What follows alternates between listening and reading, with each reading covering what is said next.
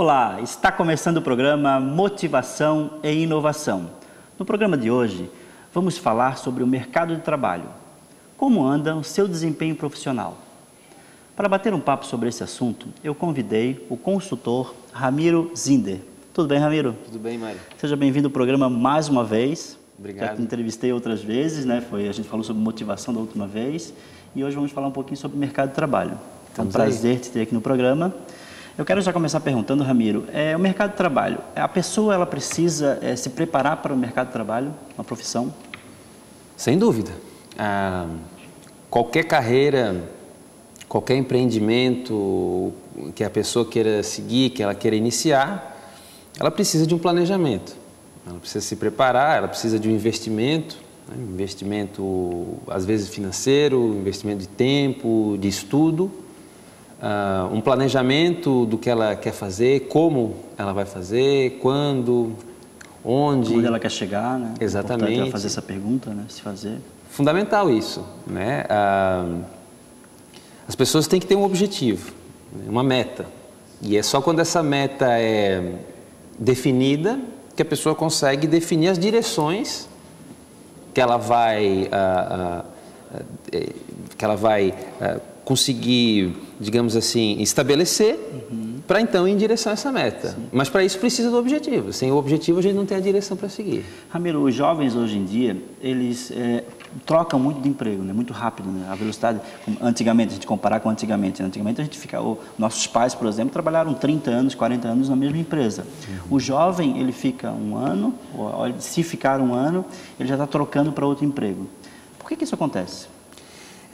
Hoje as coisas são muito mais ágeis do que eram tempos atrás. A velocidade é outra, né? A velocidade das coisas é outra. Então, a tecnologia contribui muito para isso. Então, todo esse aparato tecnológico que a gente tem em relação à informação, seja a internet, os smartphones, notebooks e por aí vai, tudo isso contribui para dar mais velocidade para a sociedade de maneira geral.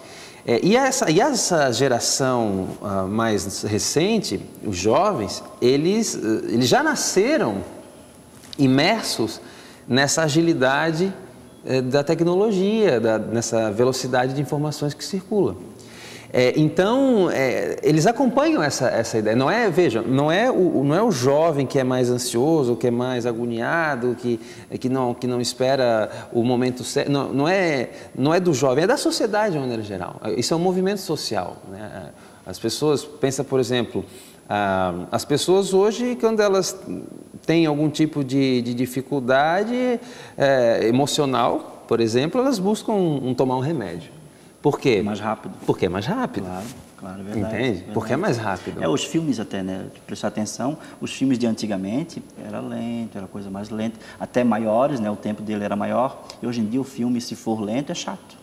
Né? O próprio filme, né? Ele traz isso, né? É isso mesmo. Então, isso é da sociedade atual. E essa geração que já nasceu imersa nesse aparato tecnológico todo, só é um espelho, um reflexo disso tudo que está acontecendo, das coisas serem muito mais ágeis, muito mais dinâmicas, as mudanças ocorrem com muito mais velocidade. E, claro, isso vai também afetar as relações de trabalho. Sim, é isso que eu ia te perguntar agora, porque o dono de uma empresa, ele analisa isso, ele olha isso. Poxa, o funcionário ele não para. É uma reclamação que a gente ouve muito, né? Pô, meus funcionários, toda hora eu estou trocando. Como uma empresa pode fazer para meio que segurar esse funcionário? Existem algumas... Claro. Isso que tu falas, eu escuto muito na minha profissão. Existe uma troca muito rápida, né, Ramiro? Sim, e eu escuto muito na minha profissão. Recentemente a gente fez um treinamento com uma equipe de líderes de uma empresa aqui do estado e uma das queixas deles era essa. A gente não consegue reter os colaboradores. Exato. Porque... São algumas situações, assim. Primeiro que o mercado de trabalho ele está em oferta. Então tem muita vaga disponível. Existem oportunidades de emprego hoje. Então as pessoas hoje elas estão empregadas. Hoje existe bem menos desemprego do que existia tempos atrás. As pessoas estão empregadas. Só esse fato já dificulta, dificulta o teu processo de recrutamento e seleção. Né? Mais oferta. Então, o que essa equipe eles estavam dizendo? A gente não consegue reter porque a gente contrata o trabalhador, a gente paga um salário X e aí chega o concorrente e oferece 100, às vezes R$50 a mais e o cara sai e vai trabalhar no concorrente. Bom, mas aí a gente tem que pensar o seguinte, o que as empresas, o que os empresários estão fazendo para reter essas pessoas no local de trabalho? Eu tenho certeza que se as pessoas trabalham num local saudável, com qualidade de vida, com bem-estar, sendo valorizados, sendo reconhecidos pela empresa, com relações saudáveis com os colegas de trabalho, com os seus gestores, eu duvido que essa pessoa queira sair do trabalho. Não sai. As pessoas também saem, deixam os seus empregos, e se fala muito, porque o jovem não para de emprego, mas é porque o jovem ele não tolera coisas que os nossos pais toleravam. É isso aí. Entendeu? De tomar, de ser humilhado, às vezes constrangido pelo seu chefe no ambiente de trabalho, e baixar a cabeça e achar ainda que está errado, que fez errado mesmo. O jovem hoje ele não aceita isso. Ele não se submete a isso. Então, na primeira vez que o chefe dele levanta a voz com ele, ele passa na RH e pede as contas e vai embora. Então, também, eu penso que são os dois lados. Existe a questão dos profissionais que deixam os seus empregos porque tem uma oferta melhor e tal, mas a gente tem que pensar também no que as empresas, os gestores, os empresários estão fazendo diante dessa situação. O que eles estão fazendo para manter isso? Que tipo de esforço, de investimento a empresa está fazendo para manter essas pessoas? Essa é a pergunta que eu faço, entende? Eu devo fazer, por exemplo, vamos pegar o exemplo do jovem que a gente está falando sobre isso. Esse jovem, ele deve se reciclar e se autoavaliar sempre dentro da empresa que ele trabalha, buscar cursos, sempre buscar informações, tu acha que sim? O conhecimento é eterno. A gente nunca vai saber tudo, a gente tem que estar sempre se atualizando. Então, todo investimento que a pessoa faz em treinamento, em cursos, indo em congressos, se atualizando, se reciclando, vendo o que está acontecendo dentro da sua área de atuação, tudo isso é benéfico para a pessoa. Claro, se ela trabalha numa empresa, a empresa vai também colher esses frutos porque ela vai aplicar esse conhecimento que ela está adquirindo na empresa onde ela trabalha. Mas, em primeiro lugar, quem ganha com isso é o próprio trabalhador.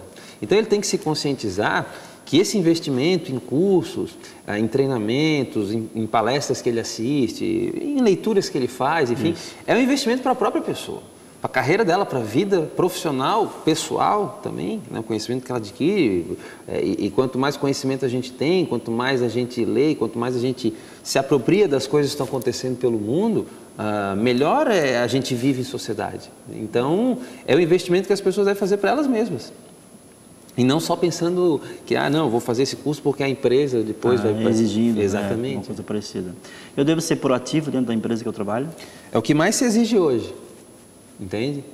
É o que mais se exige hoje. Se fala muito hoje em iniciativa, em competências essenciais hoje para um profissional no mercado de trabalho. Se fala muito em iniciativa, se fala muito em proatividade. Por quê? Porque ninguém hoje mais quer um profissional que tu tenha que ficar toda hora dizendo para ele o que ele tem que fazer. É isso mesmo, entende? Então, o que se espera de um profissional hoje é que ele vá para o ambiente de trabalho e que ele faça, execute, sem que ninguém tenha que dizer, olha, faz isso, olha, tem que fazer desse jeito. Quer dizer, que a pessoa faz, entende? Siga não espera alguém chegar lá e dizer o que ele tem que fazer. Faz. E faz bem feito, de preferência, né? Sim. Então, por isso que se fala tanto de proatividade. Por exemplo, é interessante hoje, muitas empresas, elas dão prioridade para contratar pessoas que têm experiência internacional, por exemplo, no intercâmbio. Por quê? Porque parte-se do pressuposto que se essas pessoas saíram do seu país, aqui do Brasil, por exemplo, e fizeram um intercâmbio de 6 meses, 1 ano em outro país, e depois voltaram, são pessoas que tendem a se comportar melhor diante de situações de mudança. São pessoas que se adaptam melhor a situações diferentes, a esse dinamismo que a gente estava falando antes. Atitude, coragem. Exatamente. Para tomar essa atitude. Então, hoje já existem várias empresas que se atentam ao currículo de candidatos olhando isso. Olha, essa pessoa que fez intercâmbio, essa pessoa que já tem uma experiência internacional, e isso para a gente é interessante porque, olha, provavelmente é uma pessoa que sabe lidar com situações diferentes, se adapta melhor à mudança. Então, isso envolve essas questões que a gente está falando, da proatividade, do dinamismo, da iniciativa. Isso é fundamental no mercado de trabalho hoje. Né? As empresas, de uma maneira geral, elas solicitam, buscam essas competências. Ô, Ramiro, como é que tu vê essa questão? O funcionário vai fazer uma entrevista de emprego e chega lá no RH, né, Recursos Humanos, vai fazer a entrevista e a menina do RH oferece várias coisas, cria expectativas no candidato. Passa um ano, esse candidato é contratado na hora, passa um ano e tudo que foi prometido não foi cumprido. Como acontece muito, né? Chegou lá na frente, poxa, eles me falaram que eu ia crescer dentro da empresa, não cresceu. Eu ia ganhar um aumento de salário, não ganhou. Como é que tu vê isso? Isso a gente chama de o contrato psicológico, né? Então, o que é o contrato psicológico? Quando uma pessoa, um candidato, né, busca uma vaga numa empresa, tanto o candidato quanto a empresa criam expectativas. A expectativa do candidato qual é? Bom, vou trabalhar naquela empresa, espero que seja legal, espero que eu seja valorizado, espero que eu ganhe um bom salário e tal e tal. E quais são as expectativas da empresa? Eu espero que esse candidato seja contratado, que ele faça um bom trabalho, que ele tenha um bom desempenho, que ele se comporte de maneira adequada. Tal. Então, existe as expectativas... Essa troca de expectativas. O que acontece quando essas expectativas são quebradas, não se cumprem aquilo que foi combinado, como no exemplo que tu desse, é a frustração. Né? É a frustração. Eu chego e digo, olha, na nossa empresa, as pessoas a partir de um ano de casa, elas já têm, geralmente já têm progressão de carreira, elas já são promovidas e tal. A pessoa passa 1, passa 2, passa 3, não acontece nada. A empresa mentiu para mim. Então, eu tinha uma expectativa, essa expectativa foi frustrada, a frustração vai levar ao quê? A desmotivação, a insatisfação com a empresa, a insatisfação com o trabalho, a pessoa...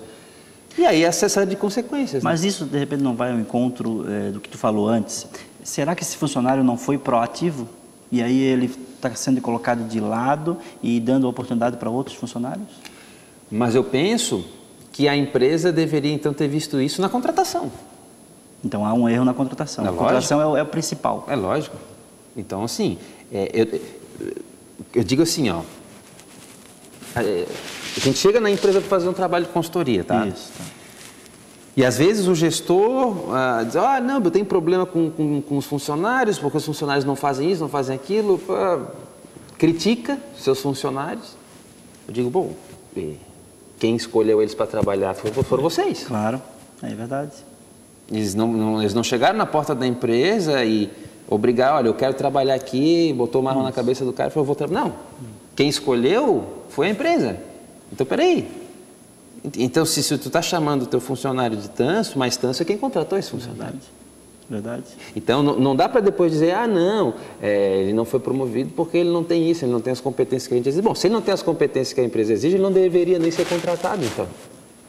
Entende? Entendi. Então, e isso acontece muito.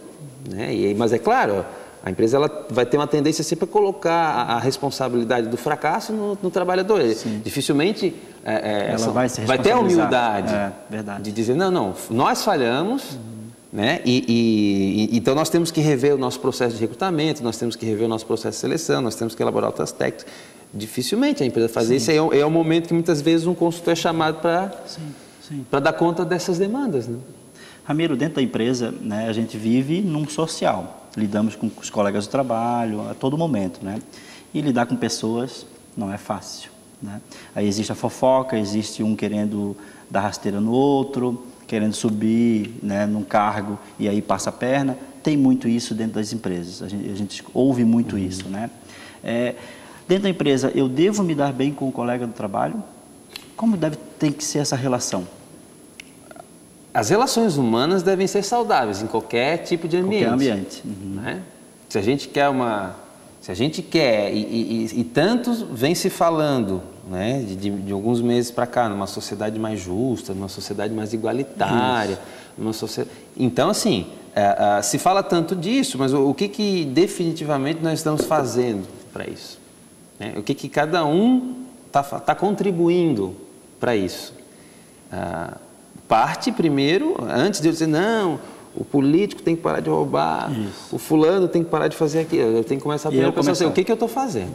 Então então vamos pensar no ambiente de trabalho. As relações têm que ser saudáveis. Então o que acontece? A partir do momento em que eu estabeleço uma relação saudável, quando eu digo uma relação saudável, a palavra saudável vem de saúde, eu estou dizendo o quê? Estou dizendo um ambiente sem briga, um ambiente sem conflito, um ambiente onde as pessoas se relacionem bem, tu não precisa ser o melhor amigo do teu colega de trabalho, mas tu tem pelo menos uma relação de respeito, de companheirismo, porque ele é o teu colega, então, essas coisas. E em comum a empresa, crescimento da empresa, né? Exatamente. Trabalho na mesma empresa. Todos ali têm um objetivo em comum. Isso. Né? Então, nesse sentido, as pessoas têm que se cooperar, elas têm que cooperar umas com as outras no ambiente de trabalho. Sim. Porque elas, como tu mesmo falaste, elas estão em prol de um mesmo objetivo, que é o objetivo daquela organização, que é o resultado daquela organização. Se a organização vai bem, aquelas pessoas vão bem. As pessoas têm que pensar nisso também. Então, de fato, existe muito conflito. E uma coisa que a gente tem mais feito nos últimos anos é trabalhar com relações humanas no trabalho. Apagar incêndio mesmo assim, porque é comportamento. Comportamento no trabalho. A maior causa de demissão é comportamento. Comportamento. Né? Por conta do comportamento. É isso mesmo. Então, assim, o que a gente cada vez menos vem atuando nos processos, né, na técnica de recrutamento ou no modelo de avaliação. Cada vez menos a gente vem atuando nos processos e cada vez mais a gente vem atuando com as pessoas. O indivíduo, com o grupo, atuando no comportamento das pessoas no ambiente de trabalho. Promovendo o quê? Promovendo um ambiente mais saudável nesse sentido, fazendo as pessoas se conhecerem melhor, fazendo as pessoas terem respeito umas com as outras. Como fazer isso? Então, aí tu usa a motivação, tu reúne o grupo, como é que tu faz? Não, a gente, por exemplo, nós na empresa, nós utilizamos várias técnicas. A gente utiliza muito vivência. Por exemplo, tu pega uma empresa, tá? Hoje uma empresa te contrata, Ramiro, eu estou com um problema de conflitos entre as pessoas. Qual é o teu primeiro passo? O primeiro passo é reunir todo mundo, de preferência a equipe toda. Mas a empresa tem 100 funcionários. A gente dá um jeito. A gente vai para o auditório, vai para um hotel fazenda, vai para qualquer lugar, mas tem que reunir todo mundo. Reunir todo mundo, de preferência tirar as pessoas do ambiente de trabalho, tirar da empresa, de dentro do ambiente da empresa, tirar os uniformes, as máscaras todas, né? Porque quando a pessoa está de uniforme dentro da empresa, ali já está uma hierarquia institucionalizada. Quem manda, quem obedece. Essas pessoas despidas de uniformes, despidas de toda a relação de trabalho, elas estão no mesmo nível. Elas estão todas iguais, elas são todas iguais naquele momento. E a partir daquele momento elas podem conversar entre si, colocar as cartas na mesa, esclarecer, e a gente vai mediar toda essa situação. Entendi. E a partir desse momento é o momento em que conflitos vão aparecer, mas soluções vão aparecer também a partir desses conflitos. E melhor, as soluções vão ser criativas, porque vão vir de todos, vão passar pelo aval de todos em conjunto. Entende? E quando eu tenho um chefe, um dono da empresa, que ele acha que a culpa é dos funcionários. Tudo que os funcionários estão fazendo errado, e ele acha que essa união, reunir o grupo, não resolve. Porque ele é o chefe, ele que manda e pronto.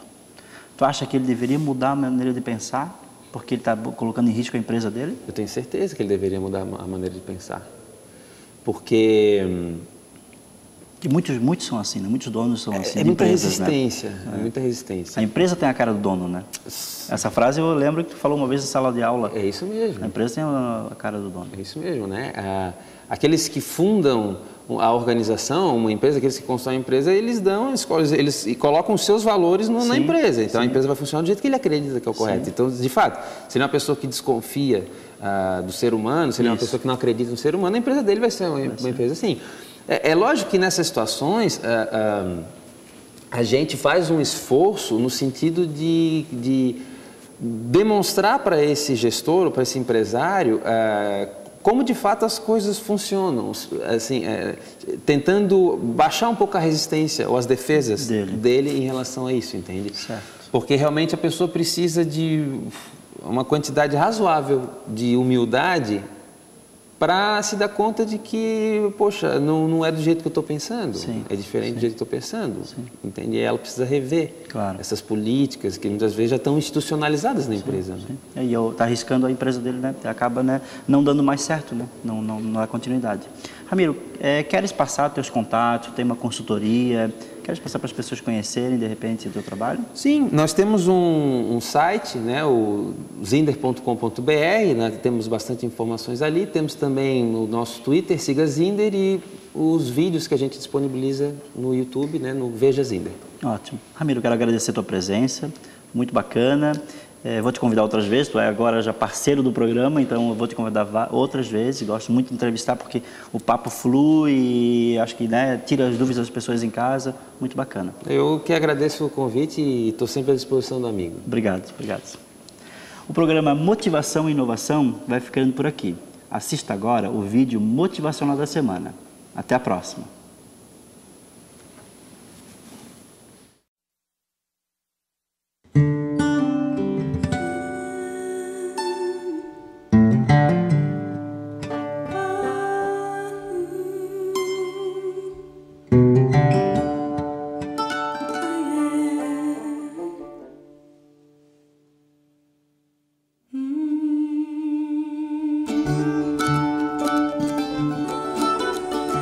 Quanta vida pode haver numa vida só? Já se perguntou alguma vez? Você vive quando apenas abre os olhos e respira. Ou quando não perde aquela chance. Vive quando larga tudo e começa uma nova ideia. Quando consegue começar de novo. Vive para ser maior. E indo mais longe, vive mais tempo. Porque mais importante que chegar é a vontade de partir.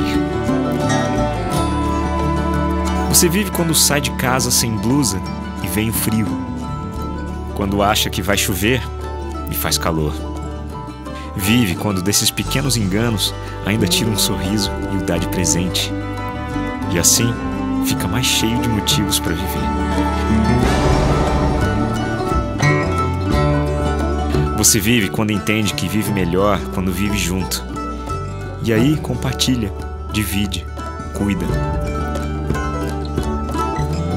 Você vive quando conhece aquela pessoa e por ela cruza as ruas e os continentes. Vive quando nunca cruza os braços. Você vive quando um se torna dois e vocês viram três e ficam cheios de uma vida totalmente nova.